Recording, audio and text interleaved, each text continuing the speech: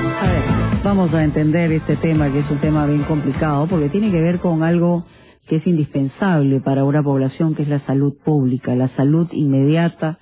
Un país que se automedica, un país que lamentablemente no tiene pues una organización rígida en el tema de proveer medicamentos genéricos, por ejemplo, en todos los establecimientos del Ministerio de Salud.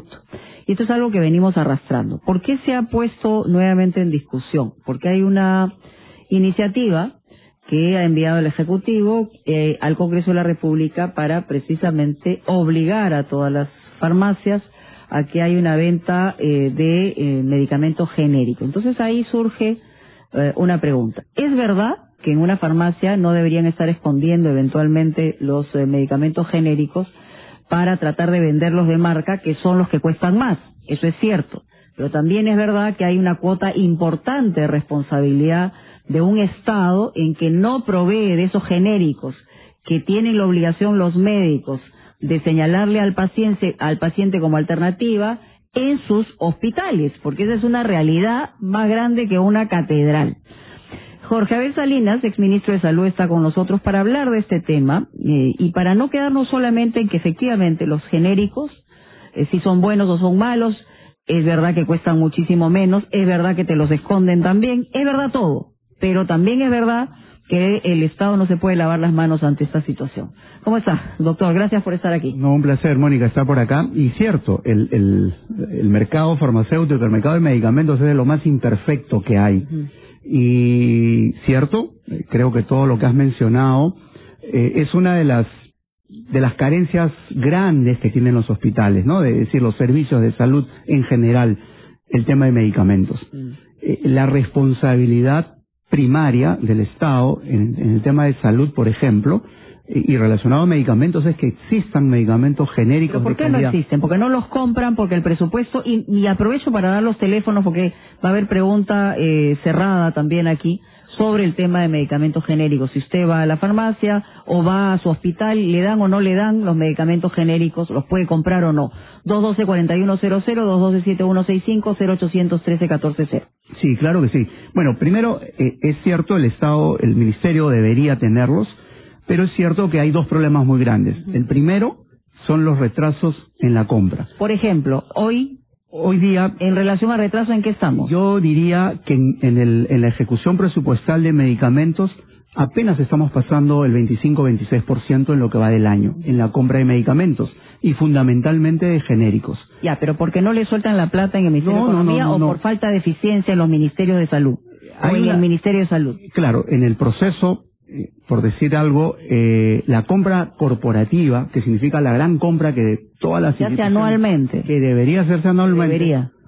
Por eso la oportunidad es algo que se pierde. La del 2018 todavía no se hace. Y ya estamos a mitad del 2019. De manera que por más que se haga, no va a llegar el 2019. Así de atraso tenemos en la ejecución en la compra de medicamentos.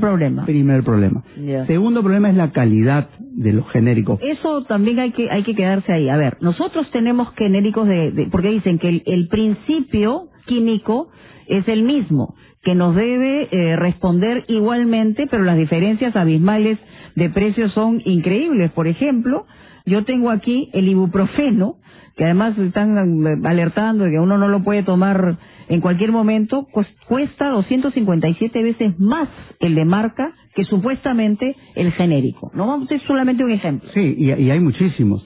Los genéricos, en principio, se utilizan en muchos países y países desarrollados, y la venta mayoritaria consiste en ese tipo de medicamentos. Lo que ocurre es que en el Perú tenemos gran cantidad de copias, que es diferente que tener genéricos de calidad. ¿Y quién copia? O sea, ¿tiene una autorización para copiar y para vender ese genérico? Sí, porque normalmente cuando un laboratorio o la industria desarrolla algún producto, alguna denominación común internacional, un producto básico, luego tiene un nombre, una marca, y tiene una patente, quiere decir por un número de años solo lo puede tener ese laboratorio. Después se quita esa exclusividad y se puede comercializar. Pero los estados, lo que tienen que hacer las autoridades sanitarias, como en este caso el Ministerio de Salud a través de la DIGEMIT, lo que tiene es que valorar la calidad. Y no se trata solamente de decir, contiene lo mismo. Hay algunas pruebas, como por ejemplo algo que se llama bioequivalencia. ¿Qué quiere decir eso?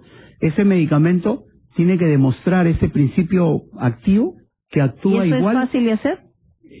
Relativamente requiere tecnología, requiere técnica, requiere recursos humanos, y tenemos una dirección de medicamentos muy pequeñita. Muy pequeña y a veces ineficiente e rebasada. Evidentemente, no es un tema de personas, es un tema realmente del sistema. Del sistema. Está claro, es que hemos crecido de una manera desmesurada. ¿Y qué pasó? Y la demanda también. Es verdad. Y en la década de los 90, Mónica, se liberó este mercado farmacéutico, y entonces el registro sanitario, el ministerio tenía que darlo en una semana por $150. Claro, eso fue en los 90. En la década de los 90. Y si no se hacía eso, había el Otro silencio. que le debemos al señor Fujimori.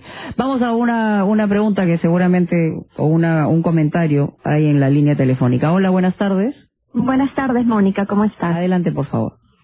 Bien, quería hacer el comentario del tema de las licitaciones, que habló de licitaciones de medicamentos, ¿no? Normalmente las entidades, los hospitales, empiezan a comprar en octubre de cada año, cuando tienen el presupuesto desde inicios de año. Con lo cual, ¿qué pasa? Que, por ejemplo, de enero a junio no vamos a encontrar medicinas porque han demorado en el proceso. Entonces yo creo que es bien importante que las áreas de logística de los hospitales convoquen las licitaciones a tiempo y no lo dejen para fin de año, para que todos podamos tener medicinas en hospitales, en el seguro. Ya, pero esa es una ineficiencia, digamos, no solamente del hospital, sino de la organización y el sistema, imagino. Así es que en realidad el presupuesto tiene, pero el tema de convocar ya depende del área de logística. Entonces yo creo que también hacer un control de por qué motivo se demora. Si tienen, por ejemplo, ibuprofeno desde inicios de año, el pedido del área de farmacia, ¿por qué recién se convoca en octubre o en noviembre? Ok, perfecto. Usted coincide, supongo. Clarísimo. Yo creo que evidentemente la persona que nos llama conoce, debe trabajar en el sector y sabe que no es un tema de presupuesto, es un tema de gestión. Y esta iniciativa que ha enviado el Ejecutivo, digamos, es una especie de curita en una gangrena, porque no sé si esto va a resolver en algo el asunto, ¿no? En realidad es cierto, es una medida absolutamente tardía. Hay que solucionar otro tipo de problemas, hay que primero garantizar que los establecimientos públicos, precisamente lo que nos están diciendo en la llamada, primero los establecimientos la tengan, los genéricos. Y no solamente pasarle el problema a la farmacia, que también lo tiene, que hay que decirlo, porque le conviene más, por supuesto, desde luego, tiene mayor margen de ganancia con el marca. Aló, buenas tardes. Buenas tardes, Mónica, ¿cómo estás? Adelante, por favor. Mi consulta era, mire, yo he trabajado en industria farmacéutica y he preparado productos genéricos, y vende, yo conozco el tema, y cuando yo voy a una farmacia, por decirle, estas cadenas a comprar, yo pido, por decirle, yo tomo ranitidina, pido ranitidina y me dicen, no tengo Ranit, que 10 le sale 15 soles, y en nombre genérico 10 me sale un sol, y nunca te las vende. Sí, ese es un problema que hemos constatado periodísticamente. Eso también es verdad, y eso sí tendría que acabarse. Es cierto, ¿no? Y de hecho, que además debería poder comprarse el medicamento con una receta médica, con una prescripción médica. Los médicos estamos obligados a colocar la denominación común internacional, que es el principio activo, para que eso sea vendido.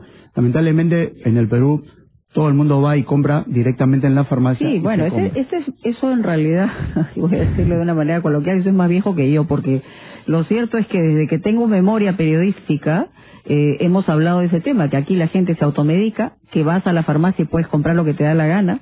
Por ejemplo, los ansiolíticos, que no podían y no deberían venderse sin receta médica de ninguna manera, porque hay efectos secundarios graves, se venden. Y se venden, claro, cuando de marca, muchísimo más caro, ¿no? Claro, y eso es porque además el control, la fiscalización que hay es insuficiente, porque ya es necesario cambiar esa dirección de medicamentos por una autoridad sanitaria potente, como la hay en otros países. Así es, como una autoridad de transporte urbano, igualito, una autoridad de esa naturaleza que tiene que ver con la sanidad. Así es, exactamente, que tiene que ver con medicamentos, porque se rebalsa el alimentos, ministerio. Está rebalsado. Sí, está. Hola, la última llamada, hola. Señora Mónica Delta, buenas tardes. Buenas tardes, adelante. Mi nombre es Manuel Sánchez. Tengo una consulta que la verdad la quería hacer hace bastante tiempo, y gracias por tomar el tema. el Perú no tiene el dinero para tener sus propios laboratorios, para acaba de llamar a una persona que dice que hacía los medicamentos en una empresa, pero así como él deben haber cientos de peruanos que han estudiado y pueden trabajar en un laboratorio, que el Perú lo haga, que el Perú ponga su laboratorio. O sea, ¿no hay la plata para hacer eso? Okay. Yo no creo que el Perú no tenga dinero. Perfecto, a ver, respuesta. Sí, desde luego que lo hay, y seguro que hay esas iniciativas. Lo que sigue después de eso es el control de la calidad.